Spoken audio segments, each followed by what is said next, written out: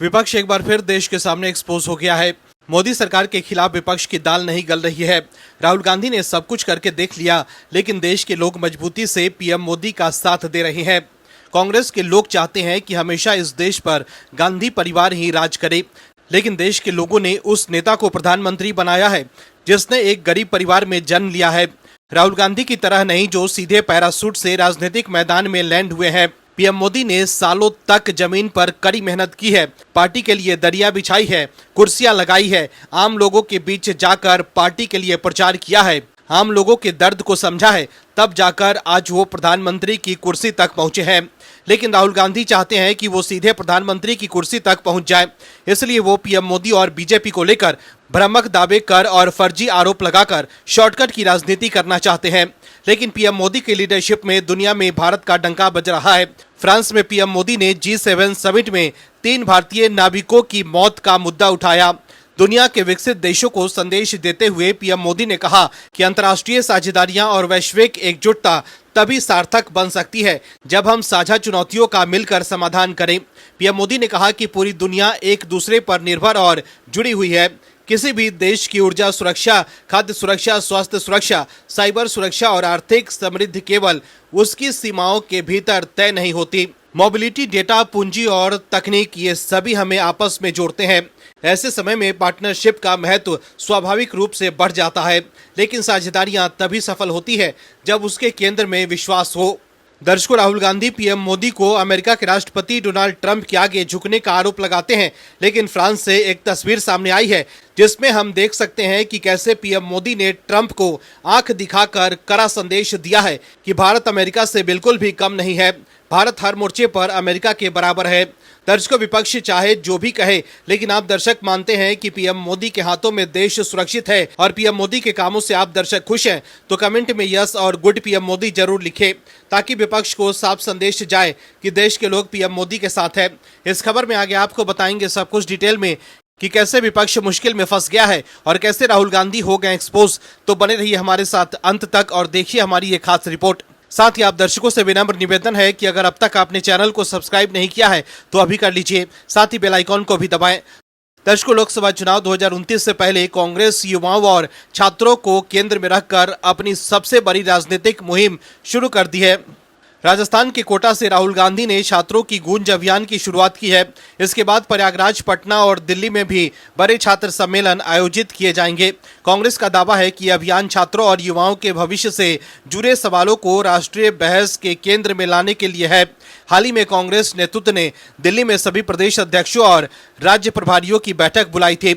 इसमें शिक्षा, भर्ती शिक्षाओं में गड़बड़ियों, नीट पेपर लीक जैसे मुद्दों को राष्ट्रीय स्तर पर उठाने का फैसला लिया गया था। पार्टी का मानना है कि ये मुद्दे सीधे करोड़ों युवाओं को प्रभावित करते हैं। वहीं राहुल गांधी के कोटा में छात्रों के संवाद को लेकर बीजेपी ने सवाल उठाए हैं। बीजेपी सांसद सुधांशु त्रिवेदी ने कहा है कि 3 दिन बाद फिर से नीट की परीक्षा होगी। छात्र परीक्षा की तैयारी कर रहे हैं, सरकार संवेदनशीलता से काम कर रही है। वहीं कांग्रेस पार्टी और नेता विपक्ष राहुल गांधी कुटिलता का प्रयोग करते दिखाई पड़ रहे हैं। सुधांशु त्रिवेदी ने राहुल गांधी पर निशाना साधते हुए कहा कि मैं पूछना चाहता हूं कि परीक्षा से पहले अंतिम 72 घंटे जिस समय छात्र तनाव मुक्त होकर तैयारी करना चाहते हैं, उस समय आप इस प्रकार का आयोजन करके उनके मन में भय, तनाव और उत्तेजना उत्पन्न करके मानसिक यातना क्यों देना चाहते हैं? राजनीति करने का बहुत अवसर मिलेंगे, आप इन्हीं 72 घंटों में राजनीति क्यों करना चाहते हैं? साथ ही कांग्रेस द्वारा छात्रों को रैली में बुलाने के लिए जिस तरह के हथकंडे अपनाए गए थे, उसको लेकर भी सुधांशु त्रिवेदी ने निशाना साधा है। वहीं नीट यूजी परीक्षा में गड़बड़ी और पेपर लीक की चिंताओं के बीच केंद्र सरकार ने भारत में प्रसिद्ध मैसेजिंग ऐप टेलीग्राम पर अस्थायी रूप से पाबंदी लगा दी है। सरकार के इस कदम के बाद देश की सियासत पूरी तरह से गर्मा गई है। कांग्रेस नेता और राहुल गांधी ने इस फैसले को लेकर पीएम मोदी और केंद्र सरकार पर तीखा हमला बोला है। राहुल गांधी ने एक्स पर लिखा है कि पेपर लीक रोकने का मोदी सरकार का नया हथकंडा, यानी चोर को पकड़ने के बजाय पीड़ित के ही दरवाजे पर ताला लटका दो। दर्शकों, पेपर लीक को रोकने के लिए केंद्र सरकार लगातार कड़े फैसले ले रही है, लेकिन इससे भी राहुल गांधी को तकलीफ हो रही है। दर्शकों, विपक्ष के लोग एक एक करके पीएम मोदी के साथ जुड़ते जा रहे हैं। लोकसभा में एनडीए लगातार मजबूत हो रही है, तो वहीं विपक्षी इंडी गठबंधन लगातार कमजोर हो रहा है। विपक्ष के सांसदों की संख्या कम हो रही है तो वहीं एनडीए के सांसदों की संख्या लगातार बढ़ रही है। टीएमसी के बाद अब शिवसेना उद्धव बालासाहेब ठाकरे पार्टी में फूट की संभावना खुलकर सामने आ गई है। पार्टी के 9 लोकसभा सांसदों में से सिर्फ 3 ने बुधवार को नई दिल्ली में हुई प्रेस कॉन्फ्रेंस में हिस्सा लिया। ये 3 सांसद अरविंद सावंत, राजाभाऊ वाजे और अनिल देसाई थे, जबकि बाकी 6 सांसदों के नहीं आने से ये लगभग तय हो गया है कि वो पार्टी छोड़ने वाले हैं। वहीं इस माहौल में प्रेस कॉन्फ्रेंस के दौरान उद्धव ठाकरे के खास राज्यसभा सांसद संजय राउत अपना आपा खोते हुए दिखाई दिए। उन्होंने बगावत करने की तैयारी कर रहे सांसदों के लिए अपशब्दों का इस्तेमाल किया। शिवसेना यूबीटी के प्रवक्ता संजय राउत ने उद्धव ठाकरे गुट से अलग होने वाले बाकी सांसदों को कैमरे पर सरेआम गालियां बकी। बुधवार को प्रेस कॉन्फ्रेंस के दौरान बाकी सांसदों को अपशब्द कहते हुए संजय राउत ने कहा कि ये बेईमान लोग हैं और इनके खून में भी बेईमानी है। उन्होंने खास तौर से मीडिया से कहा कि गालियों को बीप न करें। दर्शकों, शिवसेना यूबीटी के बागी सांसदों को लेकर संजय राउत ने जो अपशब्द कहे हैं उसे हम बोल भी नहीं सकते हैं। इसके अलावा संजय राउत ने कसम खाई है कि पार्टी पीठ में छुरा घोंपने वालों को नहीं बख्शेगी और बागी सांसदों को चुनौती दी है कि वो इस्तीफा देकर खुलकर एनडीए में शामिल हो जाएं। संजय राउत ने कहा कि सांसद और विधायक के पद आते जाते रहते हैं। आज हम सांसद हैं, कल शायद न रहे, लेकिन हम ये नहीं भूल सकते कि इस पार्टी ने हमें क्या दिया है।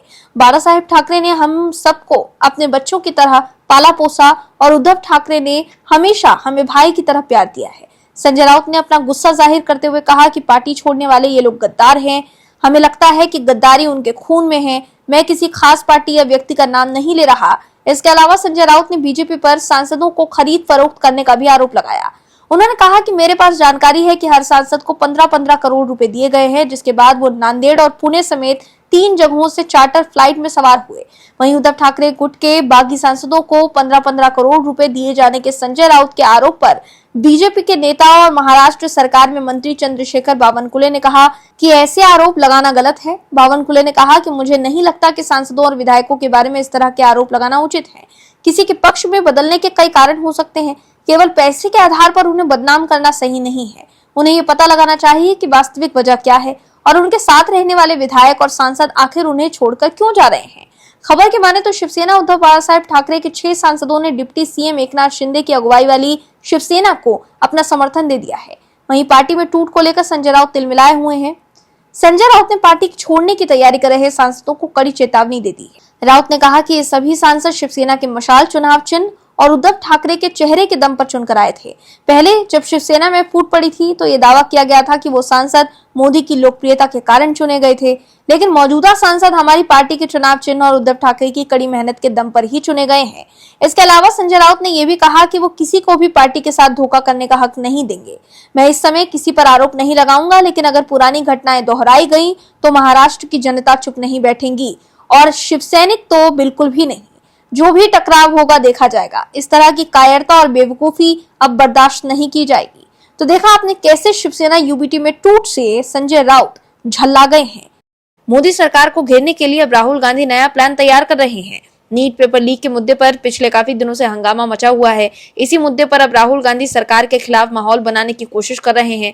नीट पेपर लीक होने से छात्रों में गुस्सा है। ऐसे में छात्रों के इसी गुस्से को मोदी सरकार के खिलाफ इस्तेमाल करने के लिए राहुल गांधी मैदान में उतर गए हैं। वहीं कॉकरोच जनता पार्टी भी इस मुद्दे के जरिए अपनी जगह बनाने की कोशिश कर रही है। ऐसे में कांग्रेस को लग रहा है कि अगर सरकार से नाराज जेनजी कॉकरोच जनता पार्टी के साथ चले गए तो राहुल गांधी का क्या होगा। यही वजह है कि कॉकरोच जनता पार्टी के आंदोलन के बाद राहुल गांधी को भी अब छात्रों के समर्थन में मैदान में उतरना पड़ गया। लेकिन अब ऐसा खेला हो गया है जिससे कांग्रेस तिलमिला गई है। दर्शकों, एक बार फिर राहुल गांधी की राजनीतिक रणनीति को लेकर सवाल उठने लगे हैं, क्योंकि राहुल गांधी दावा कर रहे थे कि 1 साल में मोदी सरकार गिर जाएगी, लेकिन यहाँ तो मोदी सरकार और मजबूत हो रही है। पहले टीएमसी के 20 सांसदों ने एनडीए का दामन थामा और अब शिवसेना यूबीटी के 6 सांसद एनडीए में शामिल हो रहे हैं। इसके अलावा उत्तर प्रदेश में भी सियासी हलचल तेज हो गई है। दरअसल पश्चिम बंगाल और महाराष्ट्र की राजनीति में दल बदल और टूट की चर्चाओं के बीच अब उत्तर प्रदेश की राजनीति को लेकर भी बड़ा दावा सामने आया है। योगी सरकार में कैबिनेट मंत्री और सुहेल देव भारतीय समाज पार्टी के अध्यक्ष ओम प्रकाश राजभर ने दावा किया है कि आने वाले समय में समाजवादी पार्टी को बड़ा झटका लगेगा। राजभर ने यहाँ तक कह दिया कि महाराष्ट्र और बंगाल छोड़िए, पूरी समाजवादी पार्टी बीजेपी में शामिल होने को तैयार बैठी है। वहीं विपक्ष में हो रही टूट से कांग्रेस तिलमिला गई है। दरअसल विपक्षी पार्टियों में इस तरह की टूट फूट के लिए सीधे सीधे केंद्रीय गृह मंत्री अमित शाह पर हमला बोल दिया है। कांग्रेस सांसद और पार्टी महासचिव जयराम रमेश ने महाराष्ट्र से लेकर पश्चिम बंगाल तक में मुख्य विपक्षी दलों में मचे अंदरूनी घमासान का सारा ठीकरा केंद्रीय गृह मंत्री अमित शाह पर फोड़ दिया है। कांग्रेस पार्टी के कम्युनिकेशन इंचार्ज ने एक्स पर एक पोस्ट करके लिखा कि केंद्रीय गृह मंत्री विपक्ष पर लगातार हमले कर रहे हैं और भारतीय लोकतंत्र को नुकसान पहुंचा रहे हैं। वे ये सब 17 अप्रैल 2026 को लोकसभा में हुई अपनी बेइज्जती की भरपाई करने के लिए कर रहे हैं। जब से परिसीमन विधेयकों को पास नहीं करवा पाए थे, उनके प्रलोभन ऐसे कई लोगों को आकर्षित कर रहे हैं जो सिर्फ 2 साल पहले मजबूत भाजपा विरोधी एजेंडे पर चुने गए थे और अब भाजपा में शामिल हो रहे हैं। बताया जा रहा है कि उन्हें दिए जा रहे लालच चौंकाने वाले हैं। जयराम रमेश ने आगे लिखा कि गृह मंत्री पूरी तरह संकीर्ण और कुटिल अभियान चला रहे हैं। यह अभियान तमाम तरह के संसाधनों से सुसज्जित है और म्यूचुअल फंड उद्योग की तरह व्यक्तिगत जरूरतों के हिसाब से अलग अलग योजनाओं और उत्पाद पेश करता है। उनके नैतिक पतन की कोई सीमा नहीं है, लेकिन वो अपने अंतिम उद्देश्य से सफल नहीं होंगे। तो देखा आपने कैसे विपक्ष के कमजोर होने से कांग्रेस तिलमिला गई है। दर्शकों, जयराम रमेश अमित शाह पर लोकतंत्र पर हमला कर लोकतंत्र को कमजोर करने और विपक्ष को तोड़ने का आरोप लगा रहे हैं, लेकिन राहुल गांधी के करीबी रहे एमके स्टालिन ने राहुल गांधी की ही पोल खोल दी है। दरअसल डीएमके के मुखपत्र मुरासोली और पार्टी की आईटी विंग ने कांग्रेस नेता राहुल गांधी पर तीखा हमला बोला है। उन्हें पीठ में छुरा घोंपने वाला और राजनीतिक रूप से अपरिपक्व के साथ साथ एक बड़ा मजाक करार दिया है।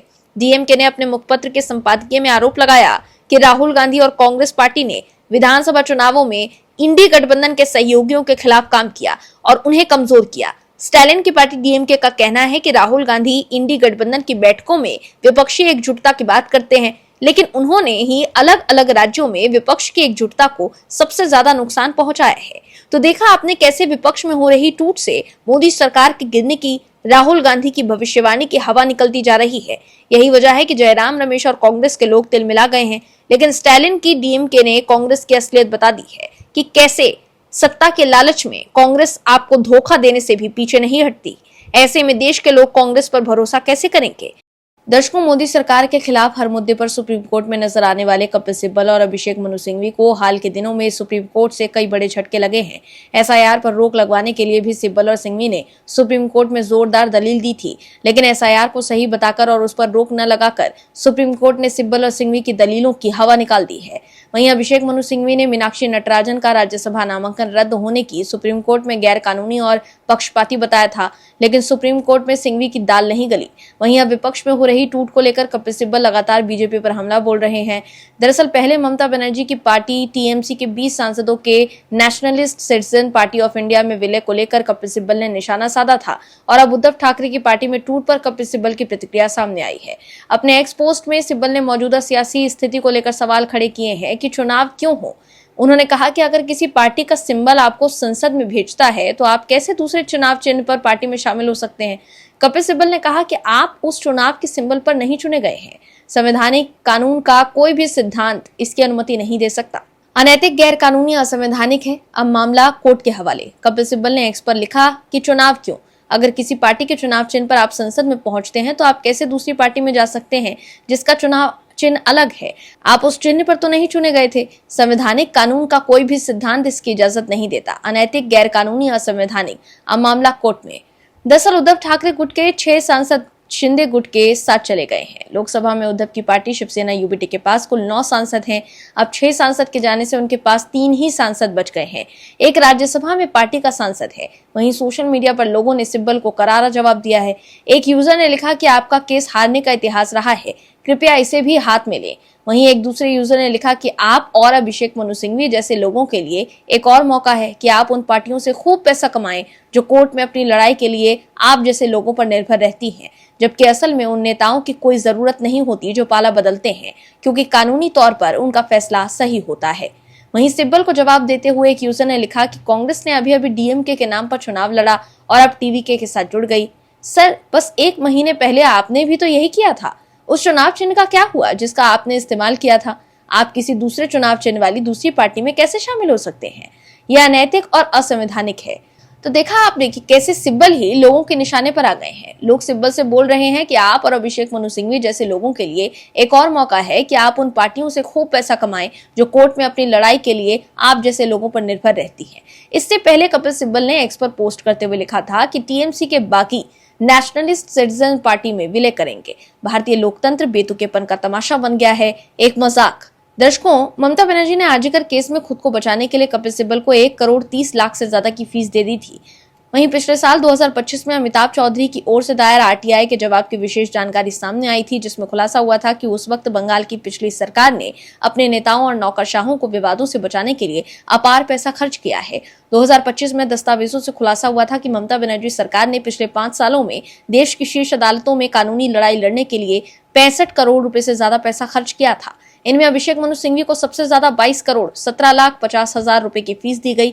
वहीं कपिल सिब्बल को 7 करोड़ 45 लाख 80 हजार रुपए का भुगतान किया गया था। दर्शकों, ममता बनर्जी की सरकार के दौरान सिब्बल और सिंघवी ने बंगाल से खूब कमाई की थी, लेकिन अब बंगाल में बीजेपी की सरकार बनने के बाद उनकी कमाई बंद हो गई है। यही वजह है कि अब विपक्ष की पार्टियों में हो रही टूट से सिब्बल तिलमिला गए हैं। Bureau report, OMS news. आप दर्शकों से विनम्र निवेदन है कि चैनल को सब्सक्राइब जरूर करें